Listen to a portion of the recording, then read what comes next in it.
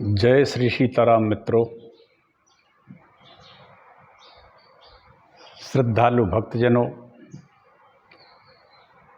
श्रद्धालु सनातन बंधुओं,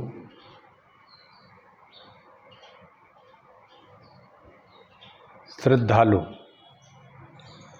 सनातन के वीरों, वंदनीय मातृशक्ति, वंदनीय गुरुजन, वंदनीय भारत माता के सपूत और वंदनीय हमारे सैनिक जो सीमा पर डटे हुए हैं और आतताइयों के द्वारा देश की रक्षा करते हुए अपने प्राणों का उत्सर्ग कर देते हैं, उन सभी महान आत्माओं को मेरा प्रणाम और उन सैनिकों को भी मेरा प्रणाम जो अत्यंत विषम परिस्थिति में सीमा पर रहकर इस देश की और यहाँ की जनता की और इसकी सरकार की रक्षा कर रहे हैं। मित्रों, भारत धर्मों का देश है, लेकिन इसका नाम धर्मनिरपेक्ष है, जबकि व्यक्ति धर्म सापेक्ष है। कोई भी धर्म ऐसा नहीं है जो धर्मनिरपेक्ष अपने आप को मानता हो, लेकिन एक सभी धर्म सापेक्ष हैं, उनके अपने अपने कानून भी हैं। लेकिन ये धर्मनिरपेक्षता सिर्फ हिंदुओं के लिए है, सनातनियों के लिए है। वही धर्मनिरपेक्ष हैं और सब धर्म सापेक्ष हैं। यह बड़ा भारी कुकृत्य संविधान के माध्यम से हो गया। ये धर्मनिरपेक्षता भारत को ले डूबेगी, क्योंकि केवल हिंदुओं के ऊपर ये लागू है और किसी के ऊपर नहीं है। और ये किसने लागू किया ये सब जानते हैं। रहा तो सनातन धर्म में शस्त्र और शास्त्र दोनों की शिक्षा दी जाती थी। शास्त्र भी आपको पढ़ाए जाते थे तो शस्त्र की शिक्षा भी दी जाती ही थी। हर सभी को जरूरी था शास्त्र और शस्त्र का चलाना और पढ़ना। इसमें ये ज़रूरी नहीं था कि आप कौन है कौन नहीं है, लेकिन कालांतर में ये व्यवस्था छिन्न भिन्न कर दी गई और मुझे एक अत्यंत कायराना पाठ पढ़ाया गया जिसका नाम है अहिंसा।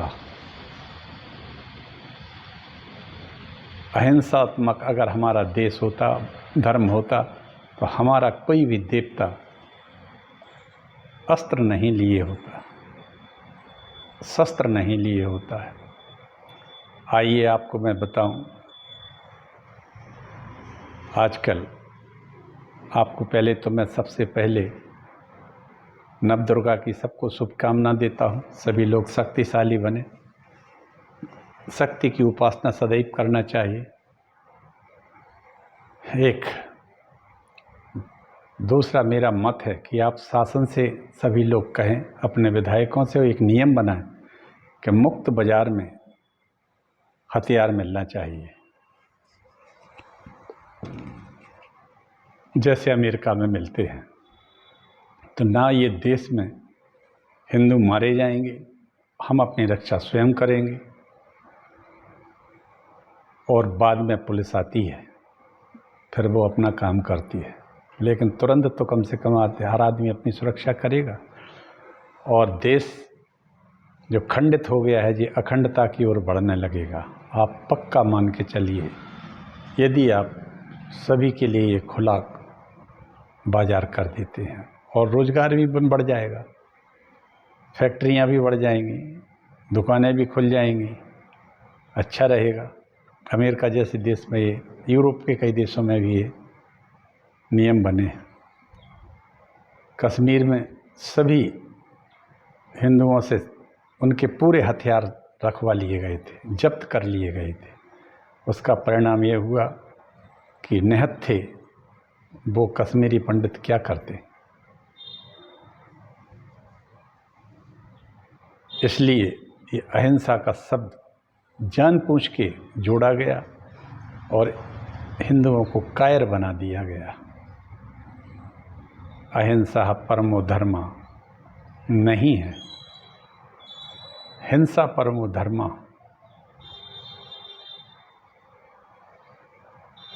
राष्ट्र हित में है तो जरूरी है। इसका मतलब ये नहीं है कि हिंसक हो जाओ, ज़रूरत पड़े तो हिंसक।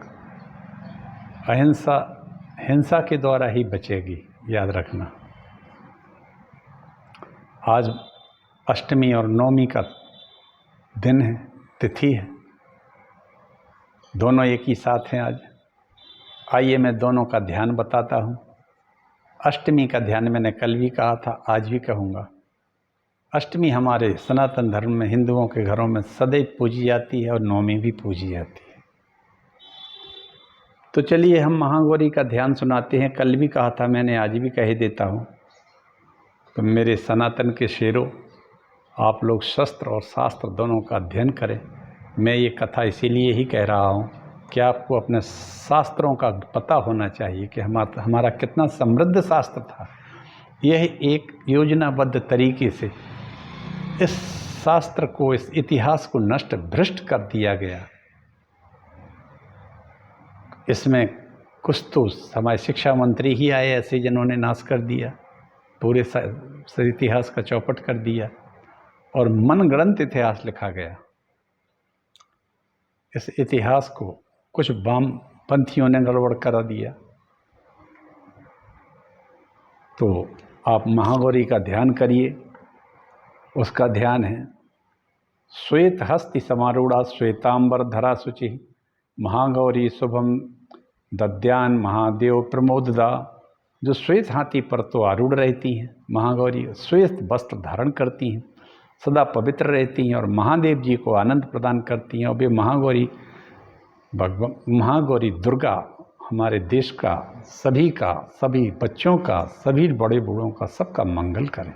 दुर्गा का मतलब होता है मित्रों दुर्गति का नाश करने वाली शक्ति, इसलिए हम उनको दुर्गा कहते हैं।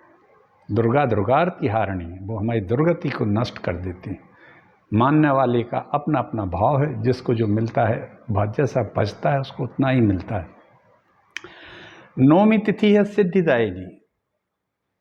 प्रथमम शैलपुत्री च द्वितीयम ब्रह्मचारिणी तृतीयम चंद्रघंटिति कुष्मांडेति चतुर्थकम पंचमम स्कंदमातेति षष्ठम कात्यायनी सप्तमम काल रात्रिति महागौरीति चाष्टमम नवम सिद्धिदात्री च नवदुर्गा प्रकीर्तिता उक्तान्य तानि नामानि ब्रह्मणैव महात्मना।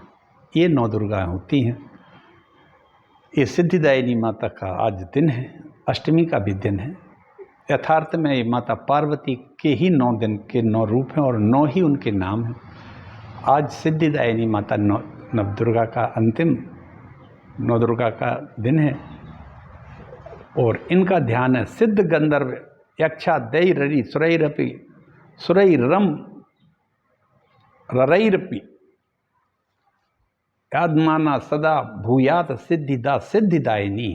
सिद्धों, गंधर्वों, यक्षों, असुरों, देवों द्वारा सदा सेवित होने वाली सिद्धिदायिनी दुर्गा हमारे संपूर्ण सनातन युवा शेरों को सिद्धियां प्रदान करे, शक्तिशाली बना दे और संपूर्ण भारतवर्ष को शक्तिशाली बनाए, सिद्धियां प्रदान करते। ऐसा ये माता नवदुर्गा के 9वें दिन का सिद्धिदायिनी का ध्यान है।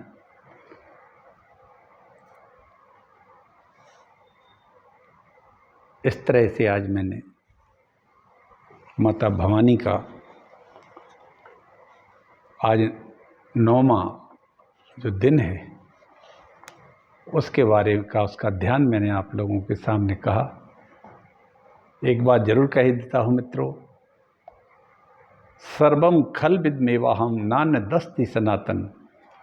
यह समस्त जगत माता जगदम्बा का ही है और वही है और दूसरा कोई है नहीं, सत्य है। मेरे सिवा अन्य कोई अविनाशी वस्तु नहीं है। ये देवी भागवत के बिल्कुल प्रथम श्लोक है ये। सर्वम खलविदम मेवाहम नान्य दस्ति कदाचन। और दुर्गा सप्तशती में शुंभ के वध में भी कहती हैं माता जगदम्बा एक ही बाहोम जगत यत्र द्वितीय का ममा परा। इस संसार में जो कुछ भी तुम है वो मेरी ही, मैं अकेली हूँ और दूसरा कोई नहीं है। सारा संसार में पैदा करते हुए मेरी अनंत विभूतियाँ हैं। ये जो अवतार होते हैं आप लोग देखते हैं, राम का, कृष्ण का 24 अवतार है। और भी लोगों और भी धर्मों में भी नहीं है तो सनातन धर्म है, तो और भी 24 तीर्थंकर भी हैं। इस तरह से गुरु भी हैं, सब कुछ है, चराचर जगत भरा पड़ा है। लेकिन जितने भी हैं ये अवतार, ये भगवती के छोटे छोटे अंशों में जन्म लेते हैं। माता जगदम्बा परब्रह्म स्वरूपिणी है। परब्रह्म हम शंकर को मानते हैं, विष्णु को मानते हैं। उस परब्रह्म आदि ब्रह्म का नाम कई है, एक नाम से उनका कीर्तन नहीं किया जा सकता है, विश्लेषण नहीं किया जा सकता है। तो कभी वो हमें विष्णु रूप में ब्रह्म दिखाई देते हैं, कभी शिव के रूप में दिखाई देते हैं, कभी ब्रह्मा जी के रूप में, कभी इंद्र के रूप में दिखाई देते हैं। आपने दिव्य थर्व शीर्ष पढ़ते होंगे। शैशाष्ट वश्वा शैशैकादश रुद्रा शैषा विश्व देवा सोमपाम असोमपा शैषा यातुधाना असुरांक्षी पिशाचा से ब्रह्म विष्णु रुद्र रूपिणी। ये भगवती वसुओं के, आदित्य के, ब्रह्मा विष्णु और महेश के रूप में दिखाई देती हैं। आइए इस संसार में मत्तः परतरम नान्य तक किंच दस्ति धनंजय। भगवान कृष्ण कहते हैं कि धनंजय मत्तः परतरम कोई नहीं है। वो भगवान शक्ति के बारे में ही कहते हैं, पूर्ण शक्ति, कृष्णा शक्ति जो है। और हमारे आपके अंदर भी मैंने कल कहा था कि उसी शक्ति का पूरा चमत्कार है जो हम सब जीवित हैं। वो उसके निकलते ही हम 100 बन जाते हैं और हमें मुक्ति धाम में भेज दिया जाता है। शिव भी शिवा के कारण शिव हैं, और नहीं तो सभी लोग 100 हो जाते हैं। इस संसार के जितने भी जीव जगत में जीव हैं, जब तक शक्ति उनके अंदर है तभी तक वो जीव जीवित है। पुरुष के रूप में दिखाई देता है और स्त्री के रूप में दिखाई देता है। क्यों कि जगदम्बा आदि शक्ति ना तो स्त्री है ना पुरुष है। इस बात का जरूर ध्यान रखिए। और इसी के साथ में आपको एक श्लोक सुनाता हूँ जो आप सबके अंदर है। व्यक्ति चाहे वो पुरुष हो, चाहे किसी धर्म का हो, चाहे कोई स्त्री हो, चाहे कोई हो, उसके अंदर की जो शक्ति रहती है, उसकी चेतना शक्ति, चेतनत्व विधीयते, इस चेतना शक्ति के बारे में हम आपको स्वरूप को बताते हैं। सिंदूरारुण विग्रहम त्रिनयनाम माणिक्य मौली स्फुरत्तारा नायक शेखराम स्मित मुखी मापी नवक्षुरोहम पाणिव्यामणि पूर्ण रत्न चस्कम रक्तोत्पलम विवृतिम सौम्याम रत्न घटस्थ रक्त चरणाम ध्यायित परा अंबिकाम। ये परा अंबिका जो शक्ति है, परांबिका शक्ति है, छोटे छोटे अंशों में सब जगह व्याप्त है। ये हमारे अंदर भी कुंडलिनी शक्ति के रूप में रहती है, लेकिन ये सुप्त अवस्था में रहती है, इसलिए हम इसको जान नहीं पाते।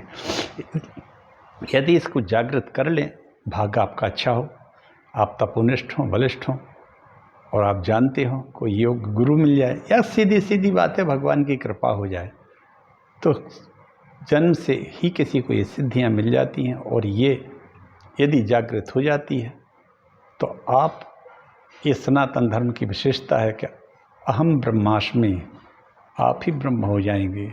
लेकिन अपनी इस अंदर की शक्ति को जागृत करें, जिस षटचक्र भेदन करके मस्तिष्क में सहस्त्रार के पास अपने भगवान पर ब्रह्म परमात्मा शिव के साथ सायुज्य हो जाती है और फिर गमन आगमन करती रहती है। ऐसा करने वाले व्यक्ति का शरीर दिव्य हो जाता है। मित्रों, ये सिद्धियां कहलाती हैं। कहने को तो बहुत कुछ है, आप लोग इसको सुने, करें। और ये महाकाली ही अपने स्वरूप को बदलती रहती हैं। कभी महालक्ष्मी दिखाई देती हैं, कभी महासरस्वती दिखाई देती हैं। ये त्रिगुणात्माई दुर्गा दिव्यई नमः, ये तीनों त्रिगुण जो हैं, एक तमोगुण की प्रधानता लिए रहती हैं, एक रजोगुण की प्रधानता लिए रहती हैं, एक सतोगुण की प्रधानता, और ये तीनों मिलके ही दुर्गा कहलाती हैं। आप लोगों को अच्छा लगेगा। आइए, या श्री स्वयं सुकृति नाम भवनेश्वर लक्ष्मी, वाह क्या बात है। ये दुर्गा सप्तशती के द्वितीय चरित्र का श्लोक है। या श्री स्वयं सुकृति नाम भवनेश्वर लक्ष्मी पापात्म नाम कृति दियाम हृदयेषु बुद्धि श्रद्धा सताम कुल जन प्रभवस्व लज्जा ताम त्वाम नतः अस्म परिपाले देवी विश्वम। वाह क्या बात है। आहा, जो पुण्यात्माओं के घर में स्वयं तो लक्ष्मी रूप से रहती हैं, पापियों के यहाँ दरिद्रता और हिंसा के रूप में भी रहती हैं। जो महापापी होते हैं, जो 24 घंटे हिंसक, ईर्ष्या और केवल राष्ट्रद्रोह जैसे या घर में द्रोह मचाए रहते हैं, या स्वयं के अंदर एक तूफान सा उनके चलता रहता है, क्योंकि आजकल तमोगुण प्रधान प्रवृत्ति होती जा रही है। भोजन, अन्न ये दूषित हो गए। तो इन पापियों के यहाँ भी दरिद्रता के रूप में रहती हैं। फिर वो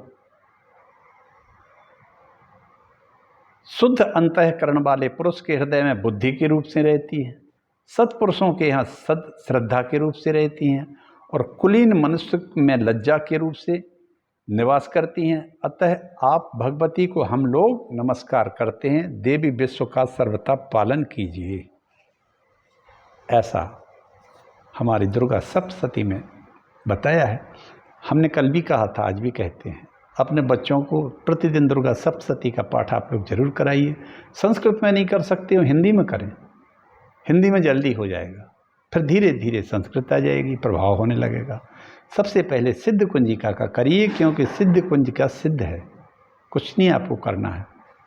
और उसका शिवजी पार्वती जी से उसकी कहते हैं महिमा, उसमें गीता प्रेस की पुस्तक ले लीजिए आप, उसमें है दुर्गा सप्तशती में। सुनो देवी प्रेक्षाम, शिवजी पार्वती जी से कहते हैं सुनो देवी, सुनो मैं जो कहता हूँ। यहाँ से शुरू होता है। मित्र बड़ी अच्छी है। सिद्ध कुंजिका की बात आप पाठ करिए, कराइए, जितना करें कराइए। याद रखिए, डरिए मत, डरने की ज़रूरत बिल्कुल नहीं है। कोई कहता है कि नहीं करो भाई, भय लगता है, भय नहीं होता है, क्योंकि माता है वो। आप 13वें अध्याय में इसको पढ़ेंगे, जब 12वें अध्याय में, 13वें तो समाप्ति हो जाती है, पूर्णता हो जाती है। 12वें अध्याय में कहती हैं माता जगदम्बा कि जानता अजानता, अरे कोई जानते हुए भी और ना जानते हुए भी जो मेरा स्मरण करता है, मैं उसको बड़ा ग्रहण कर लेती हूँ। जो कुछ भी देता है उसको भी ग्रहण करती हूँ। इसलिए आप, एक बात है, महत्व है कि हम उनसे अपना संबंध संतान का और माता का कर लें। माता और पुत्र या पुत्री, इससे बड़ा संबंध इस संसार में कोई होता ही नहीं है। एक ही संसार में संबंध है मित्रों, और वो है मातृशक्ति से। हमारे घर में भी है, बाहर भी है। और ये तो अनंत ब्रह्मांड की शक्ति है, उसके तो सभी बच्चे हैं। जिस दिन हमारा ये संबंध स्थापित हो जाएगा कि आप मेरी माँ और मैं आपका बेटा, तब फिर क्या है, जितना भी करोगे बहुत ही ज़्यादा हो जाएगा। और फिर तो अनंत है कथा, जितना भी करते जाओगे कम रहेगा। उनकी पूर्ति तो नहीं कर पाए हैं भगवान ब्रह्मा विष्णु महेश, क्योंकि ये तीनों की, जब वो भगवती अपनी कई शक्तियों में विभक्त होती हैं, तो राम कृष्ण गौतम शिव सब कुछ बनती हैं। और इन सब शक्तियों का जब इकट्ठा एकत्रीकरण होता है, तो भगवती सर्वस्याद्या महालक्ष्मी त्रिगुणा परमेश्वरी, तो महालक्ष्मी महाशक्ति बन जाती है और महिषासुर का वध करती है। और यह महिषासुर एक घोर राक्षस अज्ञान है। इस अज्ञानता का नाश करने के लिए ही भगवती महिषासुरमर्दिनी ने जन्म लिया। आइए आप लोग इसका आनंद से पाठ कराएं और कराएं। तो आइए अब हम एक छोटा सा मंगलाचरण करेंगे, उसके बाद हम आपको बराह पुराण की कथा सुनाते हैं। ये बराह पुराण भगवान ने सहज में मुक्त होने के लिए छोटा सा पुराण बनाया, और खुद ही उन्हें कहा वराह पुराण की सब पूरी कथा भगवान के श्रीमुख से है। छोटा सा मंगलाचरण करते हैं, इसके बाद हम कथा सुनाते हैं। आप नमोस्तु रामाय सा लक्ष्मणाय दिव्य च तस्यै जनकात्मजायै नमोस्तु रुद्रेन्द्रमानिलेभ्यो नमोस्तु चंद्राग्नि मरुद्गणेभ्यः अखंड मंडलाकारं व्याप्तं येन चराचरं तद्पदं दर्शितं तस्मै श्री गुरुवे नमः। वक्रतुंड महाकाय सूर्यकोटि समप्रभा निर्विघ्नं कुरु मे देव सर्वकार्येषु सर्वदा भवानी शंकरौ वंदे श्रद्धा विश्वास रूपिणौ याभ्यां विना न पश्यन्ति सिद्धा स्वान्ताः स्थमीश्वरम् नारायणं नमस्कृत नरं चैव नरोत्तमं देवीं सरस्वतीं व्यासं ततो जयमुदीरयेत्। तुलसीदास के पद कमल बारंबार मनाया गुणगावम श्री राम के हनुमत होई सहाय। ओम नमो देव्यै महादेव्यै शिवाय सत्यम नमः। नमः प्रकृति भद्राय नीता प्रणतः स्मताम अयोध्या मथुरा माया काशी कांची अवंतिका पुरी द्वारावती गेया सप्तैता मोक्षदायका। भक्त भक्ति भगवंत गुरु चतर नाम वपु एक तिनके पद बंदन करो नासत विघ्न अनेक सियावर रामचंद्र की जय। एक बात मैं कह देता हूँ मित्रों, कथा प्रारंभ से पहले दुर्गा पाठ जब आप करें तो सप्तश्लोकी दुर्गा करें नित्य, कुंजिका करें नित्य, कवच अर्गला कीलक नित्य करें। कुछ ही दिन में आपको कंठ हो जाएंगे। ये सब 10 मिनट से 15 मिनट के अंदर हो जाते हैं। मैं कवच के लिए इसलिए कह रहा हूँ कि दुर्गा कवच आप सुबह से पद्मेकम न गच्छेतु यदि छेच्छु भवात्मना, कवच में एक श्लोक आता है पद्मेकम, एक पैर भी घर से बाहर आप बिना कवच के नहीं निकलें। आजकल हम देखते हैं सड़क पर कितनी दुर्घटनाएं होती हैं। याद रखना, हम जिस इष्ट का निरंतर जप करते हैं मित्रों, वो इष्ट अदृश्य रूप से आपके चारों तरफ एक प्रभामंडल के साथ साथ चलता है और वो आपको बचाता रहता है हर घटनाओं से, दुर्घटनाओं से। इसलिए मेरा आपसे कहना है, आप दुर्गा कवच पढ़ के ही घर से बाहर निकलें। ये ब्रह्मा जी ने मार्कंडेय जी को सिखाया था, याद रखना इस बात का। अर्गला का मतलब होता है सांकर, कुंदा, खोलना, गेट को खोलना। कैसे खोलोगे, ताला लगा है, इसका नाम है अर्गला। इसको संस्कृत में अर्गला कहा जाता है। और कीलक खोलने की विधि है। तो कवच, अर्गला और कीलक के 3 पाठ करके ही निकलिए घर से। फिर आप समझ में आए तो आगे पढ़िए। दुर्गा सप्तशती तो ये क्या अद्भुत ग्रंथ है। मार्कंडेय पुराण को पूरा ले लीजिए, आप उसको पढ़िए। मैंने पूरी मार्कंडेय पुराण की कथा कही है। आप चाहें तो इसी वीडियो पर सुन सकते हैं और जोड़ सकते हैं लोगों को। जोड़िए, शेयर भी कीजिए और सब्सक्राइब भी करिए। कम से कम लोगों को एक अच्छा काम तो सुनने को मिलेगा। हमारा उद्देश्य और कुछ भी नहीं है, आपको आपके बारे में बताना है। ना मैं कोई कथावाचक हूँ, मैं रिटायर्ड चिकित्सक हूँ। अवस्था जितनी शेष है हमारी, हम चाहते हैं कि आप लोगों को जानकारी अपनी हो। चलिए, जय श्री राम। कल तक मैंने कहा था कि ऋषिकेश के बारे में बोला था कि ऋषिकेश क्या है। भगवान ऋषिकेश आए, वो वहाँ रुरु नाम की एक अप्सरा की बच्ची थी, उसको उन्होंने वहाँ दर्शन दिए। अब इसके बाद गो निष्क्रमण तीर्थ के बारे में कहेंगे हम। हिमालय पर्वत के शिखर पर एक क्षेत्र है, उसका नाम है गो निष्क्रमण तीर्थ। मित्रों, हम एक बात बता दें कि गाय की जो आवाज़ निकलती है रभाने की, ये धैवत स्वर में निकलती है। धैवत स्वर आप लोग जानते होंगे। नारद पुराण अगर आप उठा के पढ़ेंगे तो जैसे कोयल की आवाज़ निकलती है, ऐसे कई आवाज़ें एक संगीतमय ऐसी इस टाइप की निकलती हैं जिसमें अलग अलग स्वरों का उपयोग किया है। तो गाय का स्वर धैवत स्वर का है। इसकी बड़ी व्याख्या है भाई, क्योंकि गायों को लेके नारायण आए थे गोलोक धाम से। 77 गायें लाए थे इस गो निष्क्रमण तीर्थ पर, जिसकी मैं बात कर रहा हूँ। इसलिए गौ माता हमारी कहलाती हैं। अब लोग बाग कुछ भी कहें, कोई कहता है मूत पी लो, कोई कहता है गोबर खा लो। अरे भाई, पंचगव्य तो से तो परमाणु, पहले तो हमारे घर लीपे ही जाते थे गोबर से, जैसे सीमेंट आ गया है तब से बंद हो गया। नहीं, हर घर लिपता था, चाहे वो किसी भी धर्म का हो, किसी भी जाति विशेष का हो। और गायें ही पाली जाती थी, और गाय पालने से सब लोग बलिष्ठ थे और सबकी अकल ठीक थी, बुद्धि ठीक थी, कुबुद्धि नहीं थी। ये महिषासुर बन गए हैं जो महेश का दूध पी के, भैंसियों का, ये महिषासुर जैसे बनते जा रहे हैं। इसका कारण ये है कि ये महेश का दूध पीते हैं और महेश का दूध पीने से क्रोध आता है। तो गो निष्क्रमण तीर्थ है हिमालय के शिखर पर, वहाँ सबसे पहले वहाँ औरव मुनि तपस्या करते थे। औरव मुनि, अब मैं आपको एक बात बता दूँ, औरव मुनि की तपस्या यहाँ से लेकर ये घूमते थे अरब की तरफ, तो औरव के नाम पर इस क्षेत्र का नाम अरब पड़ गया। अभी हाल में ही वहाँ खुदाई चल रही है, 8000 वर्ष पहले का सऊदी अरब में मंदिर मिला है।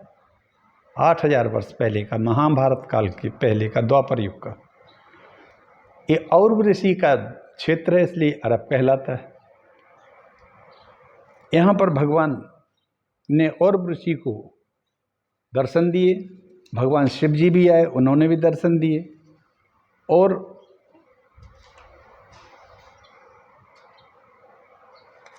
औरव ऋषि वहाँ रहते थे। मेरी, भगवान कहते हैं, मैं सुरभि गायों को लेकर भगवान रुद्र को अभिषेक के लिए भगवान वासुदेव लेकर गोलोक से आए थे। इससे शिव जी को बड़ा आनंद आया। इस अवसर पर मैंने महान शक्तिशाली 77 सुरभि गायों को स्वर्ग से नीचे उतारा था। ये कथा है 147वें अध्याय की, वराह पुराण में 147 अध्याय अगर आप पढ़ें तो उसमें मिल जाएगा। 77 गायों को भगवान लाए थे, उससे भगवान शंकर के उसके दूध से उनका अभिषेक किया, और इसका नाम गो निष्क्रमण तीर्थ हो गया। जो यहाँ जाता है वह गोलोक में जाकर आनंद का से रहता है। ये उसकी महात्म्य है। गौओं के मुख से निकला हुआ एक अत्यंत श्रुति सुखद शब्द सुनाई पड़ता है। एक बार ज्येष्ठ मास के शुक्ल पक्ष की द्वादशी तिथि को मैंने ऐसा सुसंस्कृत शब्द सुना था, अतः इसमें कोई संदेह नहीं। ऐसा यह गोस्थलक नामक पवित्र क्षेत्र बन गया। ये है गो निष्क्रमण तीर्थ की महत्ता। इसलिए हमें इन बातों को जानना चाहिए कि इस तरह से आज जो गौ माताओं को गाय का जो छोड़ दिया, उनको जो गौ माता कहते हैं,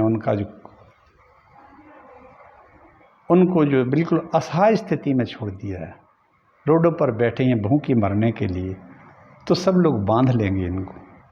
इसका गौदुग्ध से बलिष्ठ शरीर तो होगा ही, आपके खाने के लिए अन्न को खाद भी अच्छा मिलेगा, जिससे केमिकल नहीं खाने पड़ेंगे। इस तरह से इन धर्मों, इन तीर्थों को पढ़ने से, गायों को भोजन कराने से, गाय रखने से 21 पीढ़ियां तर जाती हैं। यह सब भगवान ने कहा है। इसके आगे फिर स्तुत स्वामी तीर्थ का महत्व। गौओं की महिमा विचित्र है। भगवान बराह कहते हैं, अब मैं एक दूसरा क्षेत्र बताता हूँ, उसका नाम है स्तुत स्वामी। द्वापर युग आने पर मैं वहाँ जाता हूँ। देव की माता, कृष्ण मेरा नाम। वहाँ 3 सांडिल, जाजली और कपिल, उपसायक और भृगु, ये 5 धर्मनिष्ठ महात्मा रहेंगे। मैं वासुदेव, संकर्णन, प्रद्युम्न और अनिरुद्ध के रूप में प्रत्यक्ष रहूँगा। अब चूंकि इनने मेरी स्तुति की है, इसलिए इनने मेरा नाम स्तुत स्वामी रख दिया है। देवी, यह बराह पुराण संसार से उद्धार करने के लिए एक परम साधन एवं महान शास्त्र है। भगवान कह रहे हैं, बराह कहते हैं वसुंधरा से, पृथ्वी से, कि यह बराह पुराण संसार से उद्धार करने के लिए परम साधन एवं महान शास्त्र है। मेरे भक्तों की व्यवस्था ठीक रूप से चल सके इसके लिए मैंने इस प्रिय प्रयोग का वर्णन किया है। सांडिल्य प्रभृति ये मेरे पांचों शिष्य इसका प्रचार करेंगे और मेरी स्तुतियां कहेंगे, इसलिए इस क्षेत्र का नाम स्तुत स्वामी हो गया है। लगभग 5 कोस की दूरी पर पश्चिम दक्षिण में एक कुंड है, उसका जल बड़ा ही स्वच्छ है, वहाँ स्नान करना चाहिए। वहाँ धूप ताप नामक भी एक तीर्थ है, मणिपूरक गिरी के ऊपर है। ये देवता लोग मेरी स्तुति करते हैं। सौभाग्यवती देवी इस कारण नारद असित देवल पर्वत नाम वाले मुनिगणों ने भक्ति पूर्वक संपन्न होकर उस पर मणिपुर पर्वत पर मेरा नाम स्तुत स्वामी रख दिया। तब से मेरे सत्कर्म से संबंधित मेरा यह स्तुत स्वामी नाम विख्यात हो गया है। भद्रे, मैंने तुम्हें अखिल धर्मों का आश्रय देने वाला है स्तुत स्वामी का महात्म बतला दिया। अब और क्या पूछना चाहती हो? इसके बाद द्वारका का महात्म बताया। भगवान कहते हैं, द्वापर युग में यादवों के कुल में सौरी वसुदेव के नाम से मेरे पिता होंगे। विश्वकर्मा द्वारा निर्मित द्वारकापुरी में मैं रहूंगा। दुर्वासा नाम के विख्यात ऋषि होंगे जो मेरे कुल को श्राप देंगे। जाम्बती का एक पुत्र होगा, उसको यौवन का गर्व करने वाला मेरा वह परम पुत्र सांब नाम से विख्यात होगा, जो मुझे प्रिय भी होगा। उसी के कारण, श्राप के कारण ही ये इन यदुकुल का नाश हुआ था। अब द्वारका में कई और बहुत सारे उन्होंने कहा कि तीर्थ हैं, उसमें एक पंचसर तीर्थ है, ये एक गुप्त क्षेत्र है। पंचसर के बाद फिर उन्होंने बताया कि हंसकुंड भी है, पंचपिंड भी है, हंस तीर्थ भी है। द्वारका क्षेत्र में एक चक्र तीर्थ भी है, यहाँ रहना चाहिए। 8 दिनों तक वहाँ रह के इस तीर्थ का सेवन करें। फिर एक विष्णु संक्रम तीर्थ है। यह तीर्थ एक ऐसा है, विष्णु संक्रम तीर्थ, जहाँ जरा नाम के व्याध ने मुझ में बाण मारा था। द्वारकापुरी में एक तीर्थ का नाम है संक्रम, विष्णु संक्रम। इसी स्थान पर जरा नाम के व्याध ने मुझे बाण मारा था। मैंने वहाँ पुनः अपनी मूर्ति की स्थापना करती है। लाभ एवं हानि से निश्चिंत होकर वहाँ निवास करने वाला मनुष्य सूर्य लोक का उल्लंघन करके मेरे लोक में आ जाता है। इस विष्णु संक्रम तीर्थ पर ही बैठे थे भगवान, जहाँ एक व्याध ने आकर इनके पैर में बाण मारा था धोखे से, और वहाँ से भगवान अपने गोलोक धाम को चले गए थे, वैकुंठ। इस तरह से 10 दिशाओं में चारों ओर फैला हुआ यह द्वारका क्षेत्र 30 योजन के प्रमाण में है। पृथ्वी, वहाँ जो पुण्यात्मा मनुष्य मेरा भक्ति पूर्वक दर्शन करता है उन्हें बहुत शीघ्र ही परम गति को प्राप्त हो जाती है। प्रसंग आख्यानों में महान आख्यान, शांतियों में परम शांति, धर्मों में परम धर्म, श्रुतियों में द्वितीय, लाभों में परम लाभ, क्रियाओं में परम क्रिया, श्रुतियों में परम श्रुति, तपस्याओं में परम तपस्या। भद्रे, जो मानव प्रातः काल उठकर द्वारकापुरी का महात्म पढ़ता है उसकी 21 पीढ़ियों को उद्धार हो जाता है। द्वारका क्षेत्र के इस पुनीत प्रसंग को मैंने तुम्हें सुना दिया। अब उचित और लोकोपकारी अन्य कोई प्रसंग पूछना हो तो पूछो। इस तरह द्वारकापुरी के सभी जितने क्षेत्र और वहाँ प्रसिद्ध तीर्थ हैं उनके बारे में भगवान ने बताया। इसके बाद एक सांदूर नाम का एक महात्मा आया है, क्षेत्र है सूरपारक नाम से मेरा एक और पवित्र गुह क्षेत्र है। यहाँ परशुराम और श्री राम के आश्रमों से यह सुशोभित है, ये भी बताया। फिर भगवान ने लोहारगल क्षेत्र का वर्णन किया। यहाँ उन्होंने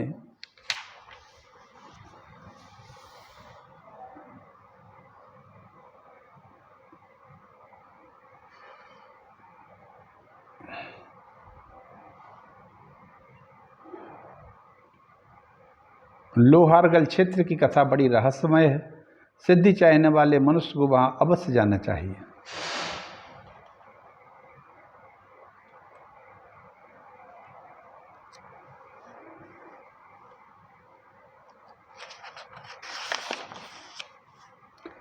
इसके बाद फिर मथुरा तीर्थ के बाद में आता है जो हम कल कहेंगे।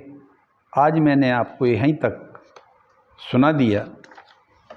इस तरह कई तीर्थों का मैंने वर्णन किया है एक के बाद एक। अब मथुरा तीर्थ का हम कल वर्णन करेंगे। मथुरा यमुना क्रूर तीर्थ का भी कहेंगे, कल कहेंगे। आज मैं अपनी वाणी को यहीं विराम देता हूँ। आप सभी लोगों को मेरी ओर से तमाम बहुत बहुत शुभकामनाएं। हमने कहा है गो निष्क्रमण तीर्थ को भी कहा। इस तरह से तीर्थ महात्म चल रहा है। कल मथुरा तीर्थ का वर्णन करेंगे और आगे के तीर्थों का। इसके बाद हम कुछ दिनों बाद ये पूर्ण हो जाएगा।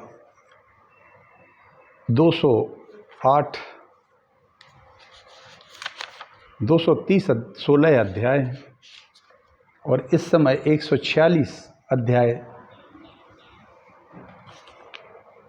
151 अध्याय पूरे हो चुके हैं। आप लोगों को बराह पुराण की कथा सुन के आनंद आना चाहिए। भगवान बराह ही कह रहे हैं कि लोगों के कल्याण के लिए बराह पुराण की मैंने रचना की और कहा है। और मैंने ये भी बता दिया कि औरव मुनि ने बहुत बड़ी तपस्या की और मंदिरों का निर्माण कराया, जिसको आज अरब कहते हैं। अभी हाल ही में वहाँ एक 8000 वर्ष पुराना मंदिर मिला है, जिसकी अभी खुदाई चल रही है सऊदी अरब में। कहने का आशा ये है कि महान सनातन की विरासत में हमने जन्म लिया है, उसको आप जाने, पहचाने, समझें। ये अगाध ज्ञान से भरा हुआ साहित्य है, इसमें समृद्ध साहित्य मित्रों। जय श्री राम। आप सबका भला हो, आप सबकी जय हो, भारत माता की जय हो, संपूर्ण राष्ट्र पर जगदम्बा की कृपा रहे। इसी के साथ मैं अपनी वाणी को विराम देता हूँ। हर हर महादेव, हर हर महादेव।